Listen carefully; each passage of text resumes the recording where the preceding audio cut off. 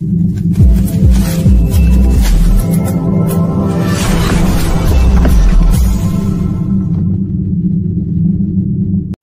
dostlarım, hepinize merhaba. Bu yayınımızda sizlerle birlikte altın fiyatlarında neden yükselişin daha devam edeceği yönündeki beklentimi gerekçeleriyle birlikte anlatmaya çalışacağım. Dikkatle dinlemeniz gereken bir yayın olacaktır ve hepiniz de çok rahat bir şekilde teknik verilere fazla dayanmadan buradaki yükselişin neden devam edeceğini, altının neden daha rekorlarına devam edeceğini anlatmaya çalışacağım.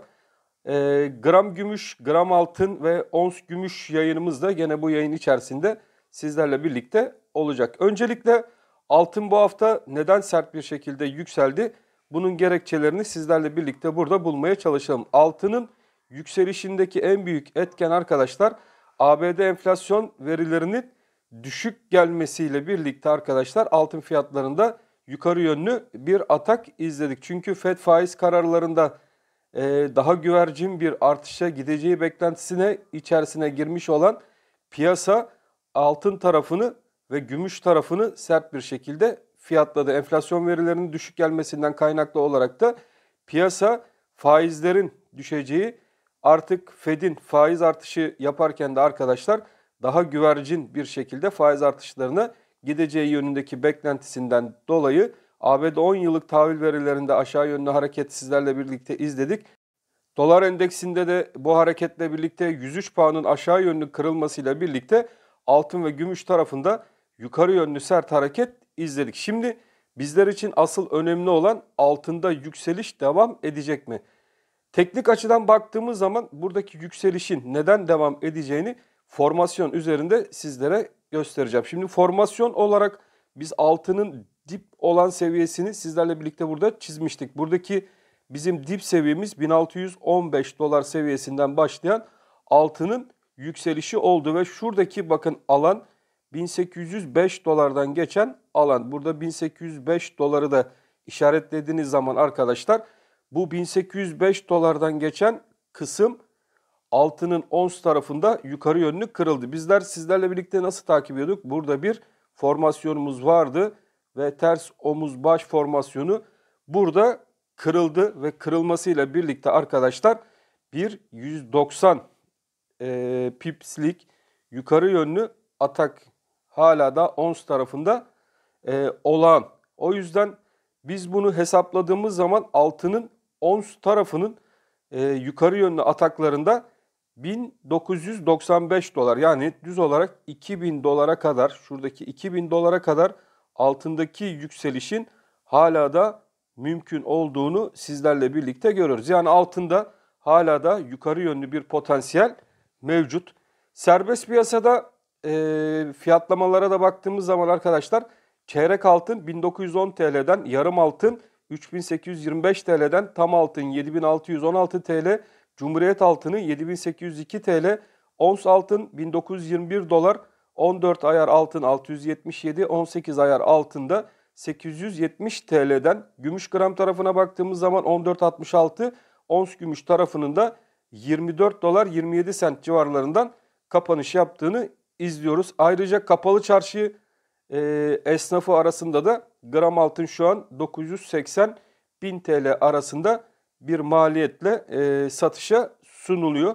O yüzden altındaki yükseliş miktarı arkadaşlar hala da baktığımız zaman teknik olarak yukarı yönlü 2000 dolar seviyesine doğru gitme ihtimali oldukça yüksek. Şimdi haftalık kapanışlar nezdinde ons altın tarafına baktığımız zaman da bizler için 1927 dolar direnci önemli bir direnç. Bu 1927 dolar direncinin bu hafta sizlerle birlikte takip edeceğiz. Buradaki direncin yukarıya yönlü kırılması gerçekten çok önemli olacak ve haftalık kapanışlarda orta bazlı altın takip eden sevgili dostlarımız 1927 doları yakinen takip etsinler.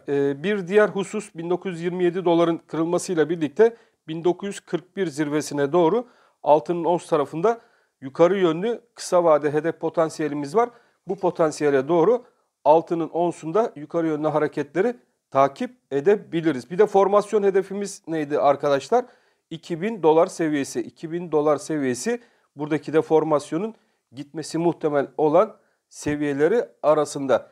Şimdi yükselişin devam edebilmesi için 1941 dolar seviyesi üzerinde günlük kapanışların olması şart. Bazı arkadaşlar altında düzeltme hareketi gelecek mi? Satışlar devam eder mi bu düzeltme seviyesinden şeklinde sorular sormuşlar.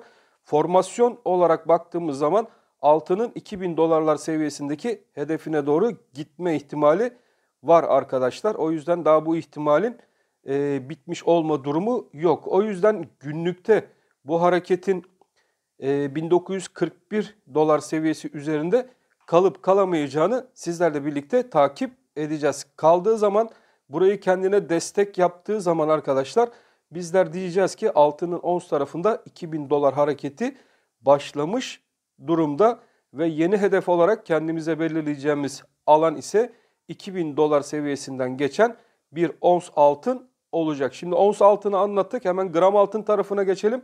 Bakalım gram altındaki son beklentiler ne şekilde, sizlerle birlikte bunu da burada bulmaya çalışalım.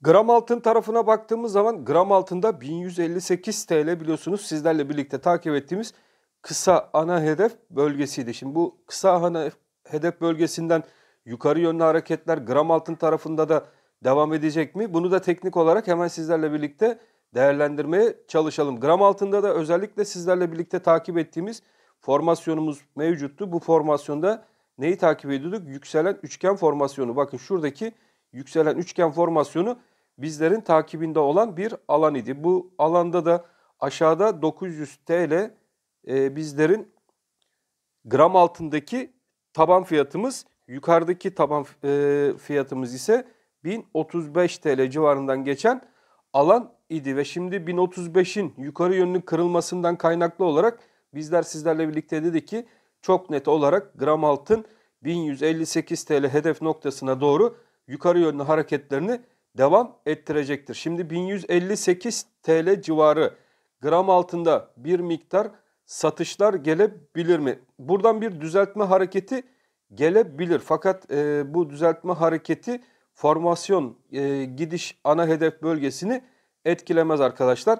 O yüzden pazartesiden itibaren 1158 TL'deki geçen rakam bizler için önemli bir rakam olacak. Gram altın burada kalıcılık gösterebilecek mi? İlk etapta sizlerle birlikte bunu takip edeceğiz. Eğer ki biz 1158 TL üzerinde gram altında kalıcı olur isek buradaki hareket de arkadaşlar 1170 TL civarına doğru gram altında yukarı yönlü hareketin devamını sağlayabilir. O yüzden sakin olup gram altın tarafında 1158 direncini dikkatli bir şekilde takip edeceğiz. Buradaki kalıcılık eğer sağlam bir şekilde oturabilirse 1170 TL ana hedef bölgesine doğru gram altında da yukarı yönlü hareketi izleyebiliriz. Şimdi 1170 TL neye göre bizler buluyoruz? Buradaki yükselen üçgenimiz arkadaşlar, bakın buradaki yükselen üçgenimiz ve bu yükselen üçgenimizin alt tabanı 900 liradan geçiyor. Anlattığımız gibi üst tavan rakamı da 135 TL civarından geçen alan. O yüzden bunların ikisinin arasında bir 135 piplik yükseliş marjı var. Yani 135'in üstüne bizler bir 135 TL'lik daha yukarı yönlü hareketi eklediğimiz zaman buradaki formasyon hedefimizde yukarı yönlü 1170 TL civarına gelen bir gram altını işaret ediyor. Ve buradaki formasyon da güzel çalışıyor. Bakın şuradan kırılmış bir formasyon 1170 TL hedefine doğru gram altında hala da yukarı yönlü potansiyeli kaybetmiş değil. Aşağı yönlü Forex ve Viyop piyasalarında işlem yapan sevgili dostlarımız var. Orada kaldıraçlı işlemler yapan arkadaşlarımız var. Biz 1117 civarındaki bizler için önemli destek, şuradaki destek 1158 direnci test edildi. Eğer ki bu direnci koruyabilir, destek konumuna getirebilirsek de 1170 ana hedefine doğru giden sizlerle birlikte bir gram altını takip edeceğiz. Destek ve direnç olarak Forex ve Viyop'taki arkadaşlar da buradaki seviyeleri takipte kalsınlar. Fiziki altın tarafında olan arkadaşlarımızın al-sat yapmasına gerek yok.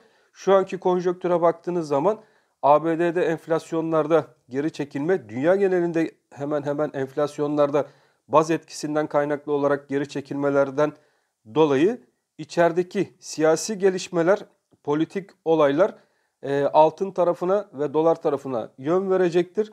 Enflasyon bazlı olaya baktığımız zaman da altın ve gümüşün önünün açık olduğu, yükselişi hala da destekleyici ekonomik veriler ve ekonomik haberlerin gelmesi bizlere burada altın ve gümüş tarafının hala da şanslı olduğu, yukarı yönlü potansiyellerinin de devam ettiğini gösteriyor sevgili dostlarım. Evet, gümüş tarafına hemen geçelim. Bakalım gümüşün ons tarafında neler oluyor. Gümüş tarafına baktığınız zaman gümüşteki yatırımcıların daha şanslı olduğu da görülüyor. Teknik açıdan bakılınca gümüşün yukarı yönlü potansiyelinin biraz daha yüksek olduğu arkadaşlar teknik açıdan burada mevcut. O yüzden gümüşün onsunu takip eden arkadaşlarımız ilk etapta bakın gümüş burada bir çanak hareketi yapabilir. Yani 25.62 seviyesi gümüşün onsunda gerçekten önemli bir seviye olacak. Aşağıda 17.80 civarından başlayan, bakın şuradaki 17.80 civarından başlayan bir hareket var. Buradaki çanak boyunu aldığınız zaman gümüşün ons tarafında 25.62 direnci gerçekten çok önemli olacak. Burada bir kulp yapmak isteyebilir gümüşün ons tarafı. 25.62 civarlarından aşağı yönlü bir ivmelenme gelebilir. Fakat burada asıl bizler için takip edilecek olan alan gümüşün onsunda bu çanağın ana hedef bölgesini bulmak olacak. Bu çanak hedefine baktığınız zaman 17.80 düz olarak 18 liradan bu çanağın 18 dolardan alt kısmını alacak olduğumuz zaman arkadaşlar yukarıda bir 7 dolarlık marj olduğunu bizlere gösteriyor. O da ilk rekor seviyelerinde 30 dolarlar seviyesinde olan gümüşün onsunun bu çanağın kırılmasıyla birlikte yani 25.62 önemli bir seviye olacak. Burayı eğer ki gümüşün onsu kırabilir ise 32 dolar seviyesine doğru gümüşün ons tarafında bir yukarı yönlü potansiyel ve hareket alanı meydana gelmiş olacak. Teknik açıdan baktığınız zaman güzel bir alan ve bu yukarı yönlü hareketin daha sert bir şekilde, daha agresif bir şekilde gümüşün onsunu yukarı yönlü taşıma ihtimali çok fazla. O yüzden gümüş onsta olan sevgili dostlarımızın dikkatli olmasında, daha orta vade gümüş yatırımını düşünmelerinde fayda var diye düşünmekteyim. Gümüşte de yukarı yönlü hareketlerimiz devam edecek arkadaşlar. Gram gümüş tarafına hemen bakalım. Gram gümüşte ons bazlı gümüş bazında değerlendirdiğimiz zaman burada yukarı yönlü beklentimiz var. Gram tarzı ürünler, gram altın olsun, gram gümüş olsun, biliyorsunuz dolar ve ons altın çarpım bölümünden meydana geliyor. Hem dolar tarafından hem altın tarafından hem gümüş tarafından etkilenebiliyorlar. Haftayı 14.66 civarlarından kapamış bir gram gümüş sizlerle birlikte izledik. 14.55 artık gram gümüş takip edenler için bir destek konumu halini almış durumda. Önemli bir destek oldu. Dediğim gibi burada 15 lira 26 kuruş. Bakın buradaki 15.26 demin onsta takip ettiğimiz şuradaki alan. Yani burada bir çanak boyu gram gümüş takip eden arkadaşlarımız için de 15 lira 26 kuruş seviyesine denk gelen alandır arkadaşlar. Ve buradaki kısa vadeli hedef 16 lira 42 kuruş seviyesinde bulunan alan. Fakat burada da gene bir 15-26 seviyesinin arkadaşlar yukarı kırılmasıyla birlikte bizler gram gümüşte de 16.42 ve 17 lira 70 kuruş seviyesine doğru bu hareketlerin devamını izleyebiliriz. Şu anki konjonktür enflasyon puanlamasının gelmesi, FED faiz kararlarında agresif tutumunu daha yumuşak bir tutum seyrine döndürmesinden kaynaklı olarak gram gümüşte de 16.40 ilk ana hedef bölgemiz ve 17.70 aralığına doğru yükselişin devamının gelmesi beklentilerimiz dahilinde olacak. O yüzden altın ve gümüş tarafındaki yatırımcıların dikkatli olmasında, piyasayı iyi bir şekilde takip etmesinde fayda olacaktır diye düşünüyorum. Evet, sizlerle birlikte altın ve gümüşü geniş olarak fazla teknik terimlere takılmadan, sizleri de fazla sıkmadan anlatmaya çalıştım. Ben hepinizi çok seviyorum. Kanalımıza bir beğeni atar. Kanalımı şu an dışarıdan seyreden, üye olmadan seyreden sevgili dostlarımızı da kanalımıza üye olmaya davet ediyoruz. Hepiniz Allah'a emanet olun. Hoşça kalın sevgili dostlarım.